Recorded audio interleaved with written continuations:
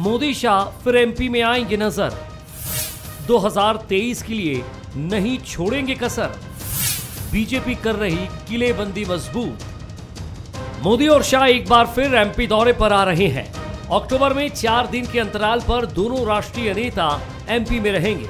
यूं तो दोनों नेताओं की ये आधिकारिक यात्रा है, लेकिन इसे 2023 के विधानसभा चुनाव से जोड़कर देखा जा रहा है, क्योंकि प्रधानमंत्री नरेंद्र मोदी 1 महीने के भीतर ही प्रदेश का दूसरा दौरा करेंगे। मोदी 11 अक्टूबर को उज्जैन में महाकाल लोक का लोकार्पण करने पहुंच रहे हैं, तो केंद्रीय गृह मंत्री अमित शाह 1 साल के भीतर चौथी बार एमपी के दौरे पर आ रहे हैं। वो 16 अक्टूबर को ग्वालियर आएंगे, यानी केंद्रीय नेताओं का फोकस एमपी पर ही है। अवसर है, मतलब ये महाकाल लोक का लोकार्पण हमारा गौरव है, हमारा सौभाग्य है कि भारत के नहीं दुनिया के सर्वाधिक लोकप्रिय नेता महाकाल लोक का लोकार्पण करेंगे। तो महाकाल बुला रहे हैं उनको, और ऐसे काम मध्य प्रदेश के अंदर हो रहे हैं, तो इसलिए माननीय प्रधानमंत्री जी भी महाकाल लोक का लोकार्पण करेंगे, तो अमित शाह जी भी ग्वालियर के अंदर पधार रहे हैं। हो सकता है शायद भोपाल भी उनका कार्यक्रम सुनिश्चित हो सकता है। केंद्र के लिए एमपी कितना अहम है, ये मोदी और शाह के दौरों से समझा जा सकता है। शुरू से ही मध्य प्रदेश बीजेपी का संगठन आदर्श संगठन रहा है। बीजेपी संगठन ने पार्टी के अनुरूप ही नतीजे दिए हैं, लेकिन कांग्रेस भी 2023 की तैयारियों में जुटी है। राहुल गांधी की भारत जोड़ो यात्रा 24 नवंबर को मध्य प्रदेश पहुंचेगी। वहीं कमलनाथ भी चुनाव से पहले एमपी में काफी एक्टिव दिख रहे हैं, यानी कांग्रेस भी कमलनाथ के चेहरे पर प्रदेश में फिर से वापसी का ख्वाब दिख रही है। कांग्रेस पार्टी के लिए मध्य प्रदेश का चुनाव महत्वपूर्ण है। महत्वपूर्ण इसलिए है कि 2018 में मध्य प्रदेश की जनता ने कांग्रेस में विश्वास व्यक्त किया था, भारतीय जनता पार्टी की सरकार की रवानगी करी थी, कमलनाथ जी के नेतृत्व में कांग्रेस की सरकार बनी थी, और हमने ऐतिहासिक काम, क्रांतिकारी काम कई कमलनाथ जी की सरकार में हुए थे। यदि बात करें तो हमारे वचन पत्र के ज्यादातर वादों को हमने पूरा किया था। 15 माह की सरकार में हमने अपनी नीति और नीयत का परिचय दिया था, और यही भारतीय जनता पार्टी को सहन नहीं हुआ। उन्होंने माफियाओं के साथ, मिलावटखोरों के साथ मिलकर हमारी सरकार गिरवा दी। कांग्रेस की अपनी रणनीति है, लेकिन कहीं न कहीं बीजेपी डबल इंजन के फॉर्मूले पर आगे बढ़ती दिखाई दे रही है, क्योंकि एक तरफ जहां अमित शाह और वी डी शर्मा संगठन को और मजबूत करते दिखेंगे, तो दूसरी तरफ बीजेपी जनता के बीच मोदी और शिवराज के चेहरों को भुनाने की कोशिश करेगी। ऐसे में कांग्रेस की चुनौती बढ़ना तय है। नमस्कार, मैं हूं शरद द्विवेदी और आज का हमारा मुद्दा है दिल्ली के दिल में एमपी। एमपी जो है दिल है साहब देश का, बिल्कुल बीचों बीच है, और बीजेपी के संगठन का भी दिल मध्य प्रदेश है। जो लोग भारतीय जनता पार्टी को समझते हैं, वो जो उस तरह से चीज़ों को नहीं देख पाते हैं, उनके लिए हम बता दें कि संगठनात्मक दृष्टि से मध्य प्रदेश भारतीय जनता पार्टी का सबसे आदर्श राज्य है, क्योंकि यहाँ कुशाभाऊ ठाकरे जी और प्यारेलाल खंडेलवाल जी राष्ट्रीय अध्यक्ष कुशाभाऊ ठाकरे जी रहे। प्यारेलाल खंडेलवाल जी संगठन शिल्पी कहे गए। ये वो नेता थे, और इनके साथ एक पूरी श्रृंखला है मध्य प्रदेश की। इसीलिए चाहे बीजेपी का कोई भी नेता हो, वो मध्य प्रदेश को बहुत आदर भाव से देखता है। और भारतीय जनता पार्टी के, और उससे पहले जनसंघ, 1980 के पहले भारतीय जनता पार्टी जनसंघ कहलाती थी, तो इस दौरान कई नेताओं ने भारतीय जनता पार्टी के जो सोचा विचारा, उसकी प्रयोगशाला या उसको इम्प्लीमेंट करने की इकाई मध्य प्रदेश बना। तो इसलिए मध्य प्रदेश बहुत महत्वपूर्ण है, और यही वजह है कि आप देख रहे हैं, चाहे प्रधानमंत्री का आगमन हो 1 महीने के भीतर ही, या अमित शाह जी के 1 वर्ष के भीतर चौथे दौरे की हम बात कर लें, तो ये तमाम चीज़ें बताती हैं कि इस बार डबल इंजन और मध्य प्रदेश में भारतीय जनता पार्टी ख़ास तौर पर फोकस कर रही है, और उसकी कोशिश है कि अद्भुत संगठन वाला बीजेपी का ये राज्य बहुत ताकत के साथ उसके पास रहे, और इसके लिए वो कोई कोर कसर नहीं छोड़े। इसीलिए टीम शिवराज और टीम नरेंद्र मोदी और अमित शाह इस मिशन में ऐसा लगता है कि जुट गए हैं। जिन सवालों के इर्द गिर्द हम रहेंगे, एक नज़र उन पर डाल लीजिए। सवाल नंबर 1, क्या मोदी शाह के दौरे का असर 2023 में दिखेगा? सवाल नंबर 2, क्या डबल इंजन का फॉर्मूला कांग्रेस पर भारी पड़ेगा? सवाल नंबर 3, आखिर क्यों एमपी पर केंद्र सरकार का इतना फोकस है? जो मेहमान हमारे साथ जुड़े हैं उनसे बात कर लीजिए। मनोज सैनी है हमारे साथ, एग्जीक्यूटिव एडिटर, पॉलिटिकल एडिटर हमारे। संजय यादव जी हैं, कांग्रेस के वरिष्ठ विधायक, उनका मैं बहुत स्वागत करता हूं। और भारतीय जनता पार्टी के वरिष्ठ विधायक, वरिष्ठ नेता और minister in waiting Yashpal Singh Sisodia ji हमारे साथ हैं। बहुत अभिन्न हमारे संजय जी से और यशपाल जी से मित्रता है, इसलिए कुछ छूट मैं उठा लेता हूं, उठाना नहीं चाहिए मुझे, क्षमा करेंगे दोनों हमारे साथी। मनोज जी, सबसे पहले मुझे यही बताइए, डबल इंजन की सरकार, उत्तर प्रदेश से ये नारा गूंजा, हम इसके पहले भी चर्चा कर चुके हैं। मध्य प्रदेश पर भी जिस तरह फोकस भारतीय जनता पार्टी के केंद्रीय नेतृत्व का है, प्रधानमंत्री के दौरे और वो भी 1 माह के भीतर ही फिर आना, हालांकि प्रधानमंत्री खुद शिव जी के बड़े भगत हैं, बहुत भक्त हैं, और काशी कॉरिडोर के बाद अब ये महाकाल लोक और ये कॉरिडोर भी हम देखने जा रहे हैं। और प्रधानमंत्री जी की ये भी बड़ी इच्छा रहती है कि एक धार्मिक पर्यटन का बड़ा ही साफ सुथरा और व्यवस्थित स्वरूप हमें नजर आए। किस तरह आप देखते हैं डबल इंजन, धार्मिक पर्यटन स्थलों की पूरे देश में एक श्रृंखला और बीजेपी की ताकत? देखिए, कहावत है कि दूध से जला व्यक्ति छाछ भी फूंक कर पीता है, और 2018 के जो चुनाव हुए उसमें उस तरह की सफलता भारतीय जनता पार्टी को नहीं मिली। लेकिन जहां तक डबल इंजन सरकार की बात करते हैं तो निश्चित रूप से डबल इंजन की सरकार है, और सरकार में भी फिर मध्य प्रदेश की सरकार जिसने कई ऐसे काम किए हैं जिनकी तैयारियां, मैं ये कहूँगा कि मध्य प्रदेश का इस्तेमाल कई अन्य राज्यों में भी किया गया है, चाहे लाडली लक्ष्मी जैसी योजनाएं हो, ये सब वो योजनाएं हैं। कई तमाम तरह के पुरस्कार मिल रहे हैं, अभी पर्यटन के क्षेत्र में पुरस्कार मिला, स्वच्छता के क्षेत्र में पुरस्कार मिला। लेकिन संगठन के शिल्पीकार मध्य प्रदेश के रहे हैं, जिनका जिक्र आपने भी किया, और जब संगठन को आगे बढ़ाया गया तो इन्हीं शिल्पीकारों ने इस संगठन को बढ़ाया। तो जाहिर सी बात है कि मैसेज यहीं से जाएगा पूरे देश के भीतर। और अमित शाह जी की बात करें, चौथा दौरा है, पहले आदिवासियों को वो संबल देने पहुंचे थे जबलपुर, उसके बाद फिर यहाँ आदिवासियों के एक सम्मेलन में शामिल हुए। अब प्रधानमंत्री मोदी आ रहे हैं, शिव भक्त है प्रधानमंत्री, इसमें कोई शक नहीं है, लेकिन शिवता या शिवमय के साथ भक्ति के एक धारा बह जाए 2023 से पहले, आप वो भी जरूरी है। तो मुझे लगता है ये बहुत ही दिलचस्प है। और डबल इंजन की सरकार के साथ साथ मध्य प्रदेश पर केंद्र इसलिए भी है कि 2018 को बार बार याद किया जा रहा है। अभी भी बैठक हुई रातापानी में, तो चर्चा हुई उसकी, और कल से फिर बैठक होने जा रही है, 7, 8, 9 को प्रशिक्षण शिविर है। तो आप समझिए कितना केंद्र का ध्यान है मध्य प्रदेश पर। जी, काफ़ी इंपॉर्टेंट बात है।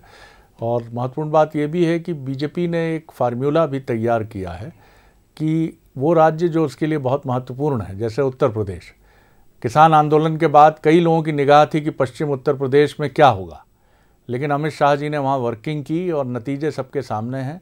बहुमत से सरकार और समाजवादी पार्टी के तमाम मंसूबों को ध्वस्त करते हुए ये सरकार बनी। तो अब ये भी फार्मूला बीजेपी का प्रतीत होता है कि जो राज्य उसके लिए बहुत महत्वपूर्ण है उत्तर भारत की पट्टी के, जिसमें 3 राज्य जिनके चुनाव 2023 में है, राजस्थान, मध्य प्रदेश और छत्तीसगढ़, इन तीनों में अमित शाह जी और प्रधानमंत्री जी का पूरा फोकस है। बहरहाल संजय जी क्या कहेंगे, पहले उनकी टिप्पणी सुनते हैं, फिर रुख करेंगे यशपाल जी की तरफ। जी संजय जी, चिंतन की मुद्रा में है आप, ध्यानस्थ तो नहीं है? जी पहले जी आदरणीय में जी जी जी बोलिए जी। मैं आपको एक बात, शरद जी एक बात बोलना चाहता हूं कि मनोज जी की और आपकी बात से चीज निकल के आई। अमित शाह जी ने पश्चिम बंगाल में भी तैयारी की थी, अमित शाह जी ने बिहार में भी तैयारी की। तो निश्चित रूप से मोदी और अमित शाह जी की जोड़ी, ये संविधान की शपथ तो ली है इन्होंने कि नागरिकों के हितों की रक्षा करेंगे, संविधान की रक्षा करेंगे, लेकिन ये चुनाव लड़ने के अलावा करते क्या है? और जैसा मनोज जी बोल रहे थे कि लाडली लक्ष्मी में पुरस्कार मिला है, तो क्या अमित शाह जी या आदरणीय मोदी जी को शिक्षा के क्षेत्र में मध्य प्रदेश में शिक्षा का स्तर, उच्च शिक्षा का स्तर खत्म हो गया है, या घोटालों में भी पुरस्कार देना चाहिए कि आज मध्य प्रदेश देश का सबसे भ्रष्ट प्रदेश है माननीय शिवराज जी के नेतृत्व में। उस शिवराज जी के ऊपर इनको भरोसा नहीं है, शिवराज जी की सरकार पर भरोसा नहीं है, तभी तो अमित शाह और मोदी जी को सिर्फ चुनाव लड़ना पड़ रहा है। रही बात महाकाल कॉरिडोर की, तो निश्चित रूप से मैं कमलनाथ जी को धन्यवाद देता हूं, बधाई देता हूं, उनकी सरकार ने स्वीकृति दी थी, ठीक है, आज वो कर रहे हैं। और घोटालों में मध्य प्रदेश नंबर 1 है। अगर पोषण आहार घोटाला है तो कभी संज्ञान में लिया है मोदी जी ने, अमित शाह जी ने? महिलाओं पे अत्याचार हो रहा है, उसका पुरस्कार कभी दिया है? महंगाई भ्रष्टाचार में मध्य प्रदेश नंबर 1 है, उसमें कभी पुरस्कार दिया है? तो निश्चित रूप से जो चुनाव खेलते हैं, कभी शिक्षा के ऊपर कौन से उद्योग धंधे आए आप मध्य प्रदेश में बता दीजिए। अभी आप कह रहे थे हमारे सम्मानीय दादाजी से कि बेटिंग मंत्री, तो मैं कहता हूं, और कह रहे थे आप जियो के साथ जियो, तो उनकी तो मजबूरी है कि जियो के साथ नहीं रहेंगे तो मंत्री नहीं बन पाएंगे। इसलिए मजबूरी है उनकी कि जियो के साथ ही उनका जियो का कनेक्शन उनको जरूरी हो, बताना भी जरूरी है कि हम जियो का कनेक्शन लगा रहे हैं। मुद्दे पर हैं संजय जी, हम मध्य प्रदेश की आग्रह, आप बहुत वरिष्ठ विधायक हैं और बहुत सारी चीज़ों को समझते हैं। मुझे लगता है कि व्यक्तिगत चीज़ों पर टीका टिप्पणी के बजाय मेरा एक ही सवाल है, हम मुद्दे पर केंद्रित रहें। चलिए पहले यशपाल जी से मैं वो जवाब ले लेता हूँ जो आपने पूरी श्रृंखला आपने एक आरोपों की, गरीब बच्चा, गाँव का बच्चा जर्जर। चलिए मैं जवाब लेता हूं, अभी दूसरा राउंड भी है, आपके पास पूरा मौका रहेगा संजय जी दूसरे राउंड में। अस्पतालों में डॉक्टर नहीं है जी, क्या ये मोदी जी संज्ञान में लेंगे? यशपाल जी आपने सुनी बात, आपके अभिन्न मित्र हैं संजय जी, कुछ प्रेम में अधिक भी बोल गए आपके प्रति वो। चलिए जी शरद जी, मध्य प्रदेश की 8.5 करोड़ जनता का सौभाग्य है और जिस राजनीतिक पार्टी का मैं जिम्मेदार जनप्रतिनिधि और कार्यकर्ता हूं, पदाधिकारी हूं, प्रवक्ता हूं, वास्तव में माननीय प्रधानमंत्री नरेंद्र मोदी जी ने जिस प्रकार से मध्य प्रदेश में श्रृंखलाबद्ध यहाँ पर आगमन हुआ है, देखिए मुझे जहां तक जानकारी में सही आंकड़ा तो नहीं दे पा रहा हूँ, लेकिन लगभग 18 से 20 दफा माननीय प्रधानमंत्री जी के हैसियत से मध्य प्रदेश में आ गए, 18 से अधिक। और देखिए उसमें अगर आएंगे तो जनजाति समाज के लिए गौरव दिवस लेकर के आएंगे, अगर उसमें आएंगे तो किसानों के लिए मृदा प्रशिक्षण, मृदा स्वास्थ्य हेल्थ कार्ड लेकर के आएंगे, अगर आएंगे तो अन्य विकास की बातों को लेकर के आएंगे। और आपने अपनी रिपोर्ट में कहा है कि दिल्ली का दिल, देखिए मध्य प्रदेश तो हिंदुस्तान का दिल आपने स्वयं ही कहा है, और इसमें अगर अमित शाह जी और माननीय प्रधानमंत्री जी पधारते हैं तो हम सबके लिए सौभाग्य की बात है। देखिए महाकाल का जो कॉरिडोर जो हुआ है, महाकाल उसका हमारी उपलब्धि मानते हैं, इसके कि केदारनाथ जी को ले लें, सोमनाथ जी को ले लें, काशी को ले लें, अब हम हमारा महाकाल को ले, और शरद जी भारतीय जनता पार्टी की सरकार सम्मित की सरकार बनी हो तब भी, और आज जब लगातार भारतीय जनता पार्टी की सरकार उमा जी के नेतृत्व वाली हो, शिवराज जी के नेतृत्व वाली हो, उज्जैन में सिंहस्थ के माध्यम से श्रद्धालुओं की सेवा करने का अगर सौभाग्य किसी को मिलता है 12-12 वर्षों के अंतराल में, तो ये हमारी जनसंघ के जमाने से लेकर के भारतीय जनता पार्टी के सफर में सभी को प्राप्त हुई। और हमारा सौभाग्य अमित शाह जी और माननीय प्रधानमंत्री जी बार बार आकर के हमको मार्गदर्शन देते हैं, योजना देती है। देखिए नितिन गडकरी जी भी आते हैं तो सड़कों का एक बड़ा विस्तार लेकर के आते हैं, और शिक्षा नीति की जहां तक मेरे मित्र संजय जी बात कर रहे थे, देखिए मेडिकल कॉलेज की पढ़ाई और इंजीनियरिंग कॉलेज की पढ़ाई यदि हम विधानसभा में विधेयक लाते हैं और हम कहते हैं कि ये शिक्षा के क्षेत्र में मेडिकल का जो कोर्स है, वो इंजीनियरिंग का कोर्स है, वो हिंदी में होना चाहिए, हम हिंदी को प्राथमिकता देने जा रहे हैं। और जहां तक मेरी जानकारी कि अमित शाह जी उसी विषय को लेकर के पिछले दिनों जब शिक्षा की क्या हालत सिसोदिया जी, अरे आप मेरी बात सुन लीजिए ना, वो तो मेरी बात पूरी होनी दीजिए, मेरी बात पूरी आप सुन तो लो, आपके पास पूरा मौका है संजय जी, पूरा मौका है आपके पास। पहले आप शरद जी संजय जी उन्होंने कुछ नहीं कहा, आप जब बोल रहे थे इनको तकलीफ होती है। संजय जी हमारी बात को स्वीकार नहीं करते हैं, हम सत्य बोलते हैं, तो संजय जी को करंट लगे करंट में जीते हैं, और हम व्यवस्थाओं में जीते। संजय जी बोलने दीजिए, मैं भी आपको बोलने दूंगा, मेरी बात आने दीजिए। संजय जी सुन लीजिए, बात आने दीजिए, संजय जी सुन लीजिए, हम इस बहस को शोर में नहीं डुबाना चाहते, मेरा निवेदन सुनिए। बिल्कुल पसंद नहीं शरद जी, शोर में नहीं डूब जाए ये बहस, संजय जी शोर में ना डूब जाए। और देखिए राष्ट्रीय शिक्षा नीति को लेकर के भी अगर पिछले माहों में अमित शाह जी आए हैं तो कांग्रेस को तो तारीफ करना चाहिए। कांग्रेस को फूटी आंख नहीं सुहा रहा है मध्य प्रदेश का विकास, मोदी जी का स्नेह और आशीर्वाद, और अमित शाह जी और मोदी जी की जो टीम है, जो जोड़ी है, वो अगर मध्य प्रदेश को कुछ देना चाहती तो कांग्रेस को क्यों तकलीफ होती है, क्यों तकलीफ होती है। और संजय जी इसको सुधार लीजिए, कमलनाथ जी ने बजट में कुछ नहीं रखा है। 2016 में ही सीमत कॉरिडोर की खाड़ी योजना शिवराज जी ने 2016 में बना ली थी, आप तो प्रकट हुए 2018 में, और उसके बाद आपने बजट में पैसा कितना रखा है जरा ये तो बताइए, और आपने इससे पहले कहाँ चिंता करी है। और जहां तक मोदी जी का सवाल है, जहां तक अमित शाह जी का सवाल है, आपने बहुत अच्छी बात कही शरद जी, मैं आपका धन्यवाद देना चाहता हूं। आज प्यारेलाल जी खंडेलवाल जी की पुण्य स्मरण है, पुण्य तिथि है, हमको संगठन और सरकार में वे पूर्वाधार मिले हैं, कांग्रेस के पास ऐसे पूर्वाधार नहीं है। आप कांग्रेस का हाल देख लीजिए, संजय जी चिंता करें, राजस्थान के क्या हाल हुए भी चुनाव को लेकर के, आपके अशोक गहलोत जी ने किस प्रकार से पेटरा बदला, उनको तो सिर्फ और सिर्फ मुख्यमंत्री का पद चाहिए। क्या हुआ? उनको मुख्यमंत्री का पद चाहिए। उन्होंने सोनिया गांधी का ऑफर ठुकरा दिया। महाराष्ट्र का हाल देख लीजिए, कुछ 10 जगह। चलिए मैं आता हूं दूसरे राउंड पर। फिर आपके दल में रह गए 2 राज्य, और राजस्थान, जिस प्रकार से मां बेटी की पार्टी रह गई है, आप 2 राज्यों में सिमट कर रह गए। चलिए मैं आता हूं आप दोनों महानुभावों की तरफ आता हूं।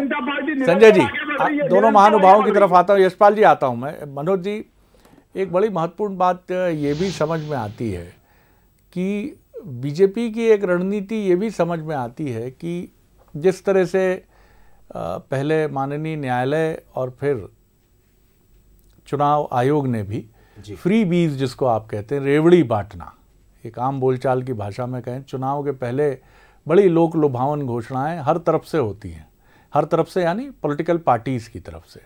अपोजिशन की पार्टी है तो उसका भी घोषणा पत्र आता है, सत्ताधारी दल का भी आता है, और कई बार हम देखते हैं कि दोनों ही तरफ से बड़ी ही लोक लुभावन, और कई बार तो ऐसी घोषणाएं हो जाती हैं जिनके लिए बजटरी प्रोविजंस करना ही बहुत कठिन होता है। तो क्या आपको लगता है कि एक इस तरह से भी उसको सप्लीमेंट, क्योंकि बीजेपी पर दबाव इसका अधिक रहेगा, केंद्र में भी उसकी सरकार है, मध्य प्रदेश में भी उसकी सरकार है, और उस प्रेशर को लेकर प्रधानमंत्री ने कुछ समय पहले कहा भी था कि अगर रेवड़ियां बांटकर चुनाव जीते गए तो क्या होगा। तो सवाल क्या ये भी आपको लगता है कि इस तरह से प्रधानमंत्री और केंद्रीय गृह मंत्री और केंद्रीय परिवहन मंत्री, transport surface minister Gadkari ji के दौरे फ्री बीज नहीं, लेकिन संबंधित राज्यों में जहां वो जा रहे हैं वहां ऐसी घोषणाएं कर रहे हैं जो उस राज्य के विकास में और तेजी प्रदान करेंगी, तो एक तरह से उसको काउंटर करने की भी कोशिश है और नियमों के दायरे के भीतर चलने की भी एक कोशिश नजर आती है। देखिए, हर बार किसी मैच में आप मैदान में हो वो जीता जाए, ये संभव भी नहीं होता है। इसीलिए कई बार जब लगातार हम जीतते हैं तो पिच को भी समझना है और उस मैदान को भी देखना होता है कि आखिर ये मैदान कैसा है। और भारतीय जनता पार्टी लंबी दूरी की यात्रा तय करने की तैयारी में है।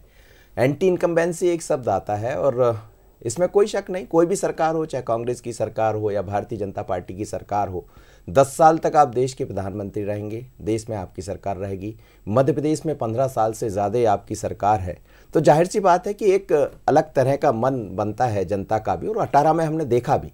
लेकिन अब उसको भी ठीक करना है। और दूसरा, जिस तरह की बात आप कर रहे हैं, निश्चित रूप से रेवड़ियाँ बांटने की बात होती रही है। आप पार्टी की बात करें, अन्य दलों की बात करें, गुजरात का चुनाव शरद जी बड़ा महत्वपूर्ण है, क्योंकि गुजरात के चुनाव से भी जो खबरें आ रही है वो अच्छी खबर है भारतीय जनता पार्टी के लिए, लेकिन थोड़ी सी उसमें चिंता भी दिखाई देती है। तो हमें लगता है कि पहले से एक तैयारी कर ली जाए कि यदि गुजरात कहीं कमज़ोर पड़ता है तो मध्य प्रदेश की तरफ हम बढ़ जाएं, राजस्थान की तरफ हम बढ़ जाएं। और इसीलिए छत्तीसगढ़ भी हमेशा आया था, अकेले बात मध्य प्रदेश की नहीं हो रही। और भारतीय जनता पार्टी इन्हीं तमाम तरह की चीज़ों को समझ रही है। बार बार बैठकों में इस बात का जिक्र भी हो रहा है कि जो गलतियां हैं, जो चूक है, उनको ना दोहराई जाए। हमें अपने आप को बहुत मजबूत करके चलना है। और कांग्रेस की पकड़ भी कमज़ोर नहीं है मध्य प्रदेश में। कमलनाथ भी जिस तरह से मेहनत कर रहे हैं, इसका आकलन भी है। जो अलग अलग तरह की सर्वे आप जानते ही अमित शाह जी कराते रहते हैं, भारतीय जनता पार्टी का केंद्रीय नेतृत्व कराता रहता है, तो वो जो सर्वे आ रहे हैं वो भी कहीं ना कहीं ये कह रहा है कि आप मेहनत करते रहिए, चाहे बात महाकाल लोक कल की हो या फिर बात बाकी अन्य मुद्दों की हो। तो इसीलिए अमित शाह जी का दौरा भी है, प्रधानमंत्री का भी दौरा है। पर फिर मैं वही कहूँगा कि एक अच्छे खिलाड़ी के लिए ज़रूरी है कि वो अपनी पिच को टटोलते रहे। संजय जी, प्रधानमंत्री के दौरे के पहले कांग्रेस ने कुछ तस्वीरें जारी की जिसमें कमलनाथ जी हनुमान भक्त जो वो हैं भी, उसमें किसी को संदेह नहीं है। पूजा पाठ की अनेक तस्वीरें जो ये बताने की कोशिश तो प्रतीत होती हैं कि बीजेपी के मुकाबिल या उसके सामने कांग्रेस भी ये पूरी ताकत के साथ खड़ा होने की कोशिश कर रही है, खड़े होने की कोशिश कर रही है कि साहब हम भी पूजा पाठ या सनातन परंपरा के अनुपालन में कहीं पीछे नहीं है। तो प्रधानमंत्री जी आ रहे हैं तो इसके बाद क्या एजेंडा है? कुछ और कोई बड़ी ऐसी योजना आपकी जिसको लेकर आप आगे बढ़ें जो कांग्रेस के नज़रिए से ऐसी हो कि आप लोगों को ये बताना चाहें कि कांग्रेस भी दुर्गा पूजा, गणेश पूजा, अब तो आपकी पार्टी में ही गणेश जी बैठने लगे हैं, गणेश पूजा आरंभ हो गई है। तो ये तमाम जो बिंदु हैं इनको लेकर भी अब कांग्रेस और ताकत से आगे बढ़ेगी। जी संजय जी। देखिए, निश्चित रूप से हमें किसी को प्रमाण की आवश्यकता नहीं है। हम सनातन धर्म के साथ साथ हम अपने धर्म का पालन दिखाव के लिए करते जरूर हैं। संजय जी, पूजा अर्चना करने में बहुत विलंब हो गया है। देखिए, राम पथ गमन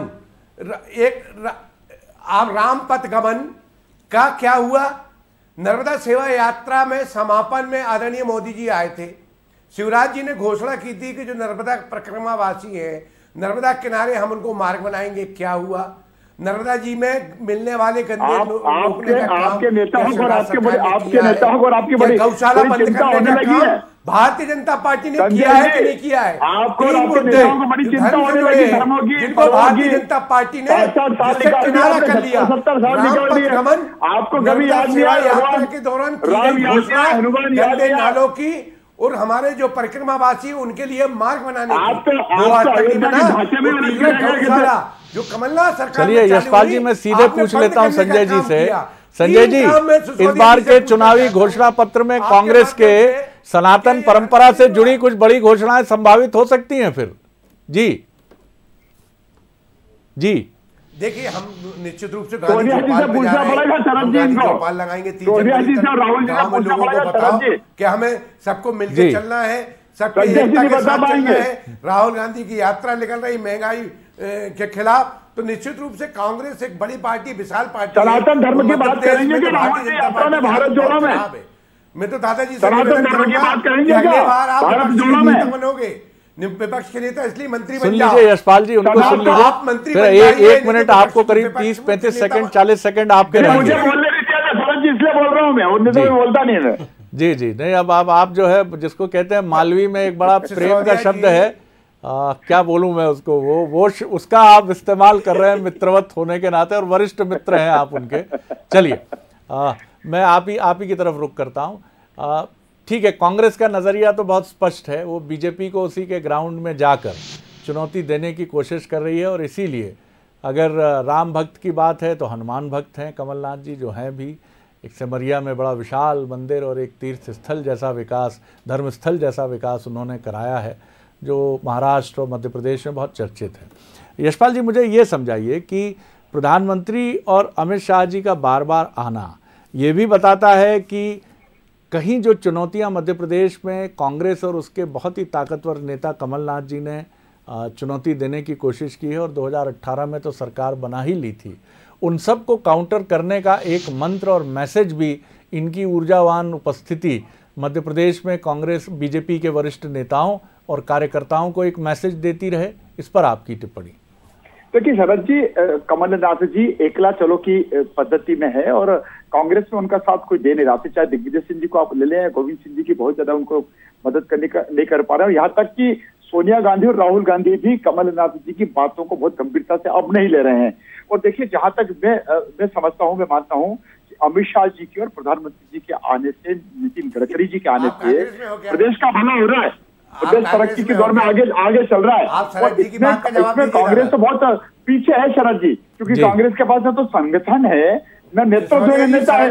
चलिए संजय जी बता दे, चलिए, अब मैं आगे नहीं बढ़ा पाऊंगा बातचीत को, अब मैं आगे नहीं बढ़ा पाऊंगा। बहुत शुक्रिया यशपाल जी, बहुत शुक्रिया संजय जी, बहुत शुक्रिया मनोज जी।